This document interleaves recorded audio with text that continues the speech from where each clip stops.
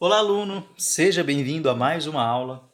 Na aula de hoje, a gente vai retomar algumas ideias relacionadas à fração.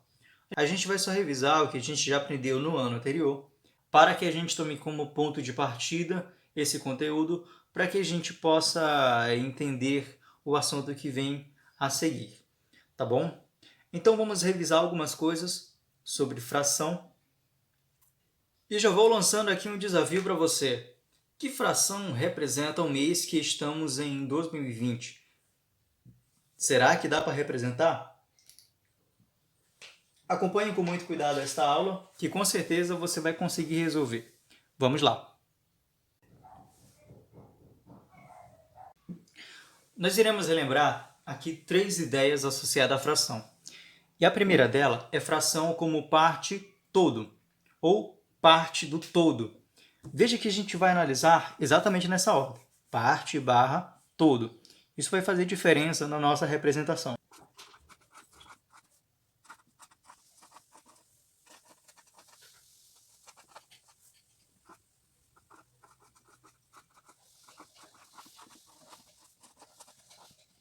Veja como a gente pode definir isso. Um todo é dividido em partes iguais e é selecionado uma ou mais partes, tá? Vamos ver só. Através dessa definição, a gente pode compreender também a ideia de numerador e denominador. Certamente vocês devem lembrar, né? Eu vou pegar aqui uma fração qualquer, por exemplo, um quarto, né? Essa forma da gente ler. Então, veja só.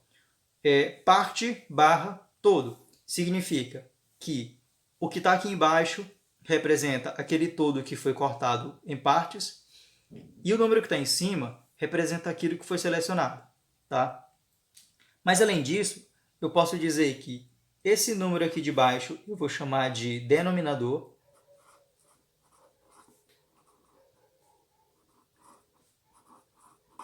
e o denominador vai representar para a gente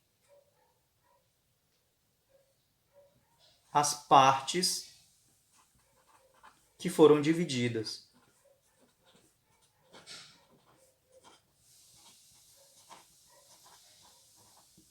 Ou seja, significa que eu tinha um objeto qualquer, né, uma barra de chocolate, por exemplo, e peguei essa barra de chocolate e dividi em 4 partes iguais, certo?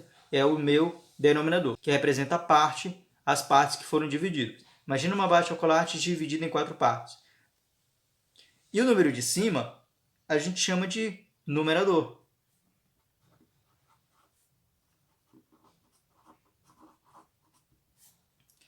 Que representa as partes selecionadas. As partes selecionadas. Imagina aqui, eu peguei aquela mesma barra de chocolate, dividi em 4 partes, peguei uma para comer agora, deixei as outras 3 para comer depois.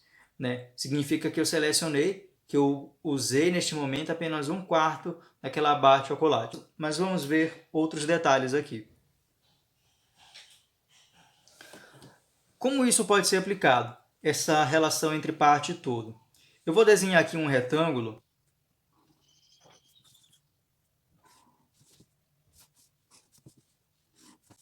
Beleza, tem um retângulo. Agora eu vou tentar dividir esse retângulo exatamente em 4 partes iguais. Veja que eu tenho um todo, agora eu vou dividir em partes iguais. Pronto, fiz a divisão em 4 partes iguais. Nesse meu retângulo maiorzão aqui, tá? Contornado de preto, se a gente for contar, eu tenho 40 quadradinhos menores. Se eu dividir em 4 partes iguais, significa que cada um desses retângulos menores tem 10 quadradinhos menores, tá bom? Então significa que eu tinha um todo maior, com 40 quadradinhos, dividi em partes iguais, 4 partes iguais, significa que cada um deles tem 10 quadradinhos menores. Agora, o que a gente vai fazer? Eu tenho aqui o meu todo, dividido em 4 partes, e vou selecionar 3 dessas partes para pintar.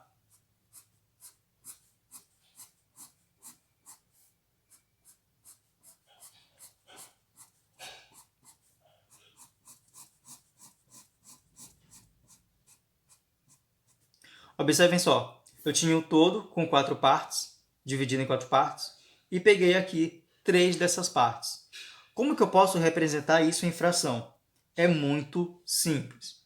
Imagina só, parte vai em cima, a parte que eu usei, e o todo, que é o que foi dividido, fica embaixo. O todo foi 4 partes, então fica aqui embaixo.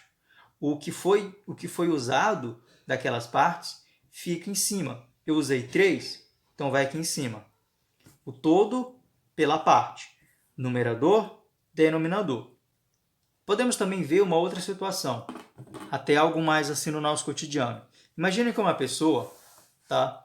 Imagina lá que uma pessoa fez uma compra.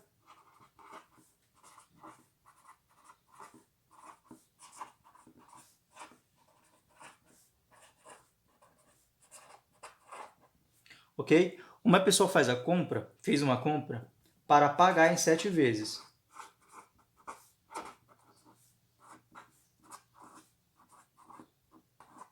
Certo? Só que daí ela já pagou 4 dessa parcela. Ela já pagou 4 parcelas. Agora, que fração representa o quanto ela ainda precisa pagar? Tá? Vê bem na pergunta.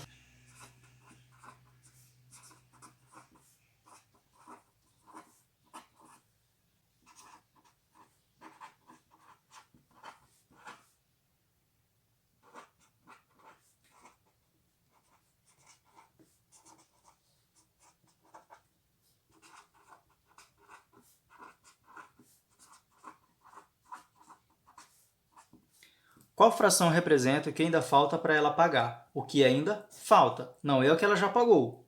Tá? Veja só. Primeiro, para a gente poder perceber, imagina só. Eram 7, né? Imagina aqui, ó. 1, 2, 3, 4, 5, 6. 1, 2, 3, 4, 5, 6, 7.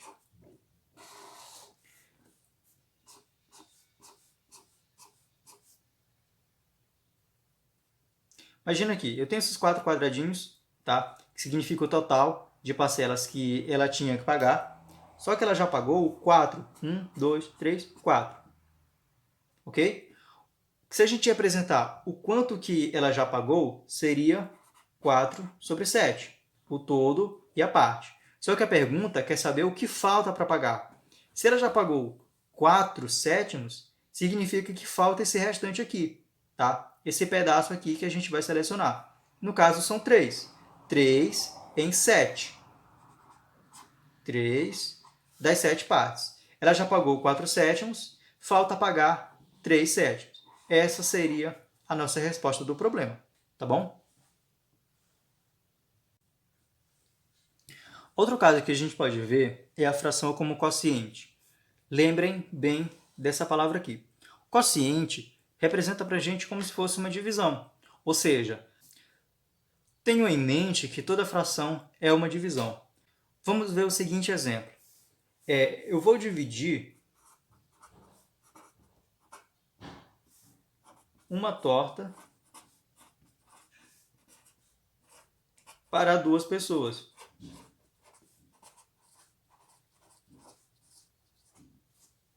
Dividir uma torta para 2 pessoas. Que fração a gente pode representar essa situação? Uma torta dividido para 2 pessoas. Veja só, então vai ser 1 dividido por 2. Então, ó, aquilo que eu vou dividir fica em cima. O quanto que eu vou precisar dividir fica embaixo. Tá? Então aqui vai representar também o numerador e aqui também representa o denominador. E veja que o quociente traz essa ideia de divisão. É 1 dividido por 2. Tá? Só que aqui a gente não vai precisar dividir. A ideia mesmo é só montar a fração. Agora sim, ó, se forem 3 tortas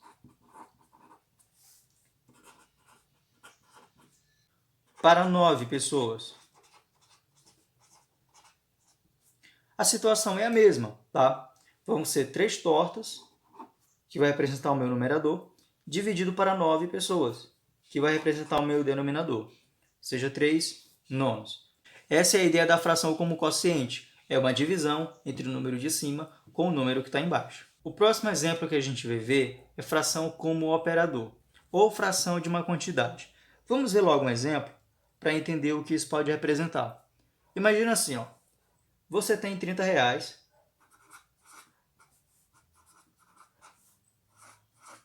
ok? Você tem 30 reais e vai precisar usar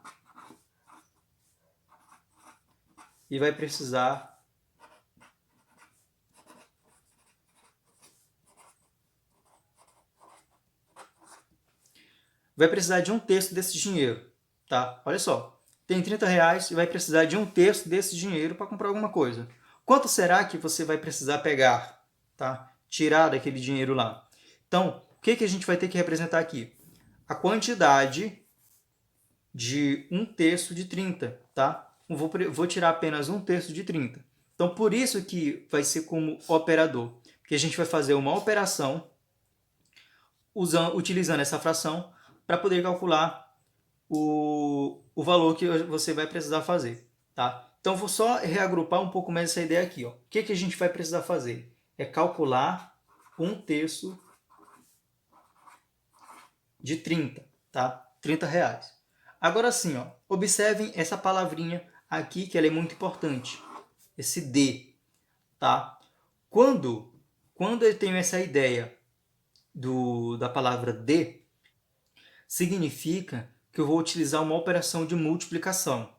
Ou seja, eu vou multiplicar um terço por 30, tá bom? Um terço por 30. Como assim, cara? Então, olha só. Vai ser um terço vezes o 30. Mas não é nada complicado fazer isso, tá? Olha só, basta seguir essa regra. Multiplica o numerador por aquele número e depois divide pelo denominador, tá? Multiplica, depois divide. Multiplica, depois divide. Primeiro eu vou pegar 1, multiplicar por 30, e o 30 vai assumir o lugar do numerador, e depois eu vou dividir pelo denominador. Lembra que a gente viu no último ponto, no último tópico, que ela representa uma divisão? A gente vai usar aqui também. Ou seja, 1 vezes 30 vai ser o próprio 30. Agora eu vou colocar dividido por 3. E não esqueça, 30 dividido por 3 vai dar quanto? 10, não é verdade? Então, ó, um terço de 30 vale 10. Se você tiver 30 reais e for usar um terço daquele dinheiro, você vai pegar apenas 10 reais. Vamos ver uma outra situação. Olha só, da cidade A para a cidade B,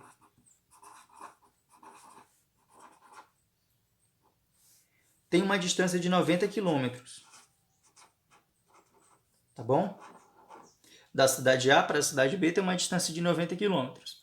Uma pessoa lá está viajando e já percorreu 2/5 dessa distância.